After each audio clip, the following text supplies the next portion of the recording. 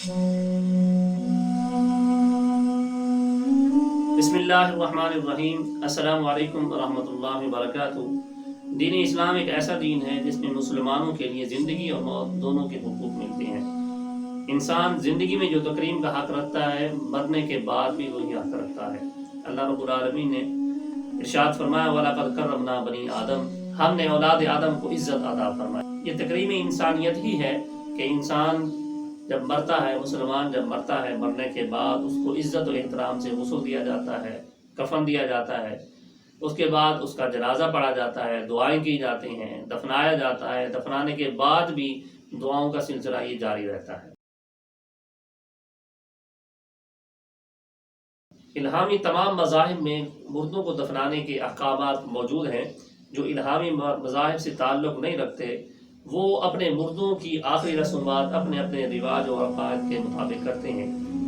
قدیم زمانے میں مصر کے لوگ اپنے عمراء اور بادشاہوں کے مردہ جسموں سے دل و دماغ اور اندرونی علائش کو نکال کر خالی جسم کو کیمیکل لگا کر سوتی کپڑے میں لپیٹ کر اس کو رکھ دیتے تھے، اور ان کا نظریہ یہ تھا کہ ان کا اگلا سفر اس طرح آسان اور محفوظ رہے گا۔ اور کچھ لوگ ایسے بھی گزرے ہیں جو اپنے مردہ انسانوں کو انتہائی کم درجہ حرارت میں رکھ کے ان کو فریز کر لیتے تھے، اور اس امید پر کہ اگلے اوقات میں شاید قریب زمانے میں یا بعید زمانے میں ہمیں کوئی ایسی دوائی دستیاب ہو جائے گی جس سے ہم اپنے مردوں کو دوبارہ زندہ کر دیں گے، اور اس پر اب بھی ریسرچ لوگ کر رہے ہیں۔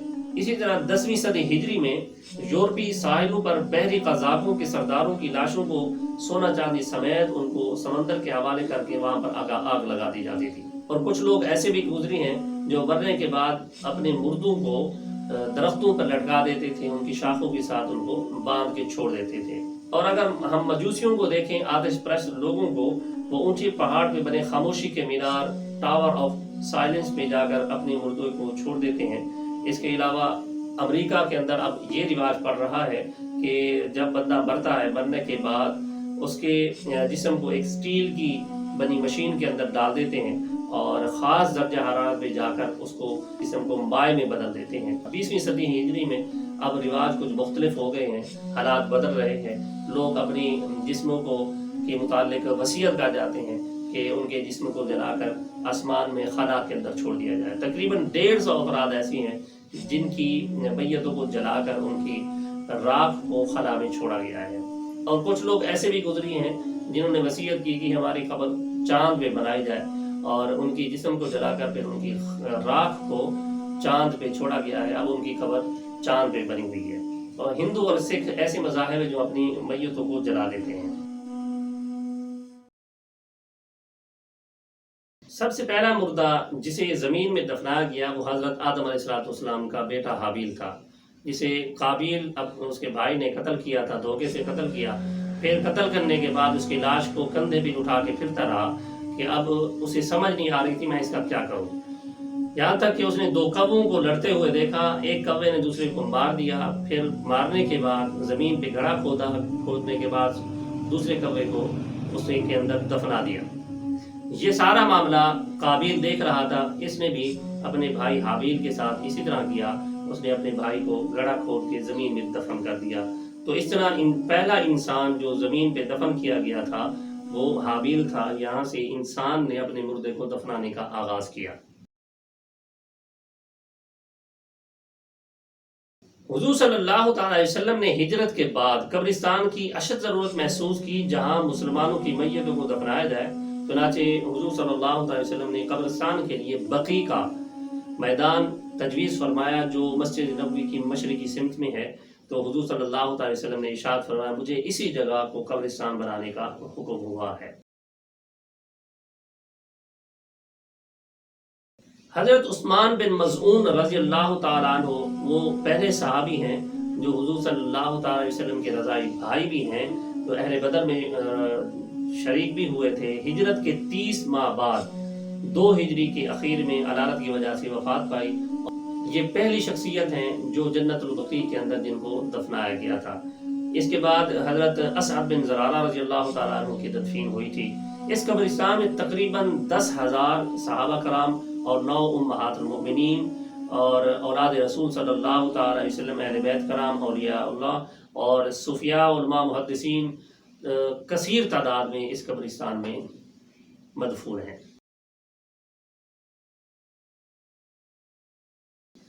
قبر کہتے کسے ہیں؟ قبر ایسی جگہ کو کہتے ہیں جہاں پر مردے کو دفنایا جائے۔ قبر دو قسم کی ہوتی ہے، ایک لحد ہوتی ہے، دوسری شق۔ لحد اس کو بغلی بھی کہتے ہیں، پوری قبر کھودی جائے، کھودنے کے بعد پھر اس کے اندر قبلہ کی سمت میں قبر کی طرح گڑھا بنایا جائے، پھر اس کی لمبائی میں وہاں پر قبر کے اندر مردے کو دفنایا جائے۔ دوسرا شق کہتے ہیں، اس کو صندوقی بھی کہتے ہیں۔ قبر کھودنے کے بعد اس کے درمیان میں نہر کی طرح ایک لمبی صندوق کی طرح کھودا جاتا ہے، گڑھا کھودا جاتا ہے، پھر میت کو اسی کے اندر رکھ دیا جاتا ہے، پھر اس کو اوپر سے بند کر دیا جاتا ہے۔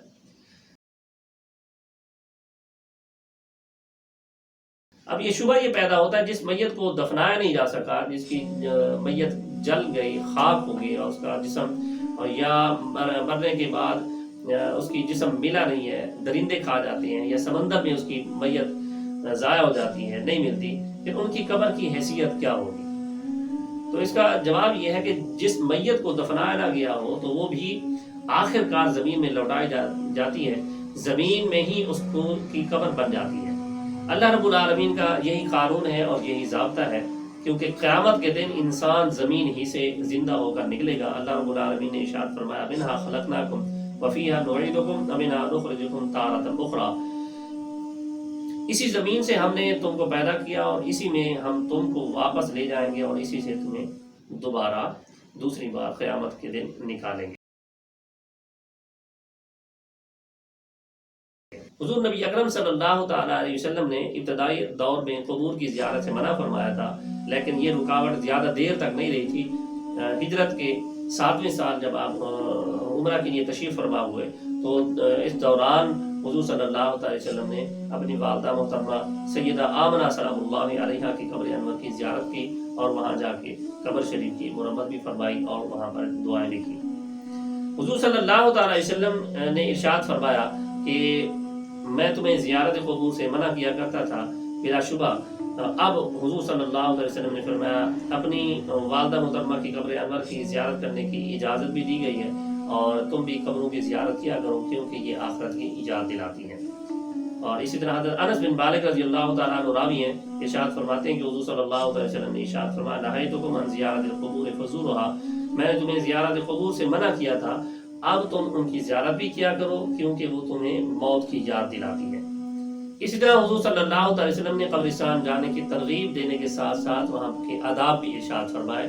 سیدنا عبداللہ بن عباس رضی اللہ تعالیٰ عنہ راوی ہیں، فرماتے ہیں حضور صلی اللہ علیہ وسلم نے ارشاد فرمایا، مدینہ منورہ کی قبرستان سے ہم گزرے تو قبروں کی طرف متوجہ ہو گئے، ارشاد فرمایا، السلام علیکم یا اہل القبور یغفر اللہ لنا ولکم، ارشاد فرمایا اے اہل قبور تم پر سلام ہو، اللہ رب العالمین ہماری تمہاری مغفرت فرمائے۔ تو یہ حضور صلی اللہ علیہ وسلم نے جا کر ارشاد فرمایا، تو گویا ہمیں بھی جا کر اس طرح قبرستان میں ان کو سلام کہنا چاہیے۔ عورتوں کا قبروں پر جانا ایک واقعی اختلافی مسئلہ ہے۔ یہ اختلاف یوں پیدا ہوا کہ ایک زمانے میں قبروں پر جانا عورتوں اور مردوں کا تمام کا منع کر دیا گیا تھا، پھر جب اجازت فرمائی، یہ اجازت عورتوں کے لیے بھی تھی اور مردوں کے لیے بھی تھی۔ پردے کا اہتمام ہو اور نامحرموں سے اختلاط نہ ہو، قبور کی زیارت کرنے میں کوئی حرج نہیں ہے۔ زیارت قبور ایک مستحب امر ہے، اس کو کرنا چاہیے۔ جب بندہ قبرستان پہنچے تو جوتے اتار دے اور پائنتی کی طرف سے جا کر اس طرح کھڑا ہو کہ قبلہ کی طرف پیٹھ ہو، میت کی طرف ان کا منہ ہو، وہاں پر جا کر ان کو کہے کہ السلام علیکم یا اہل القبور یغفر اللہ لنا، کہے السلام علیکم اہل الدار قوم المؤمنین، اس طرح بھی کہہ سکتا ہے۔ اور اس کے وہاں پر جا کر سلام کرنے کے بعد وہاں پر سورۃ فاتحہ پڑھے، آیت الکرسی پڑھے، جو قرآن پاک کی آیات ان کو یاد ہیں، صورتیں یاد ہیں، وہاں پر جا کے پڑھے، ان کو اشارہ ثواب کرے۔ موجودہ قبرستان کی حالت زار دیکھنے کے قابل ہے، انتہائی توجہ کے قابل ہے۔ وہاں پر گندگیوں کا ڈھیر ہے اور کوئی خاص قسم کی دیواریں نہیں بنائی جاتی، اور وہاں پر مختلف جانور بھی گھومتے رہتے ہیں۔ بارشوں کے جب موسم آتا ہے وہاں پر پانی جمع ہو جاتا ہے، قبریں گھر جاتی ہیں، نقصان ہوتا ہے قبروں کو، کئی قبریں بیٹھ جاتی ہیں، یہ ایک اذیت ناک امر ہے۔ اس صورت حال کو سامنے رکھتے ہوئے شرعی طور پر ریاست اور متعلقہ محکموں کو اس طرف متوجہ ہونا چاہیے اور اپنی ذمہ داری ادا کرنی چاہیے۔ قبرستان کے لیے اراضی مختص ہو اور وہاں پر لوگ ہوں، صفائی کے لیے لوگ ہوں، صفائی کریں، اہتمام کریں، کسی بھی قسم کی کوئی بھی ضرورت ہو وہاں پر پوری کی جائے، وہاں پر لائٹوں کا انتظام کیا جائے، صفائی کا اہتمام کیا جائے، مختص لوگ ہوں وہاں پر۔ جس طرح باقی ادارے بنے ہوئے ہیں، قبرستان کی انتظام کے لیے بھی ادارے بنانے چاہیے اور وہاں پر وہ صفائی ستھرائی کا اہتمام کرنا چاہیے۔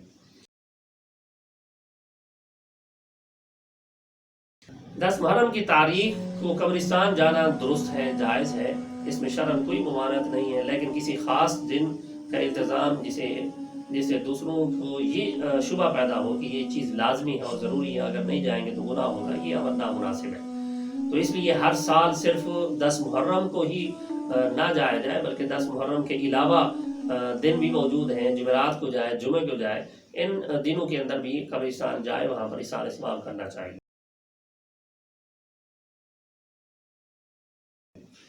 آج کل قبرستانوں میں قبریں آپس میں بالکل ملی ہوئی ہیں، کسی خاص جگہ تک پہنچنے کے لیے وہاں پر قبروں پر چل کے جانا پڑتا ہے، راستہ نہیں ہوتا۔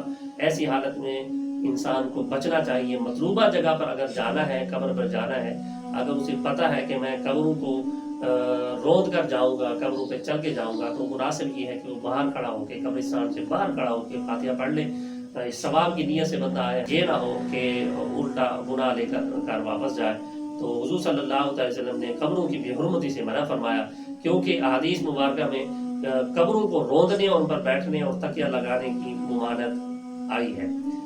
حضور صلی اللہ علیہ وسلم نے ارشاد فرمایا کہ تم میں سے کوئی آگ کی چنگاری پر بیٹھے یہاں تک کہ وہ اس کے کپڑے کو جلا دے، یہ اس کے لیے اس سے بہتر ہے کہ وہ کسی قبر پر بیٹھے۔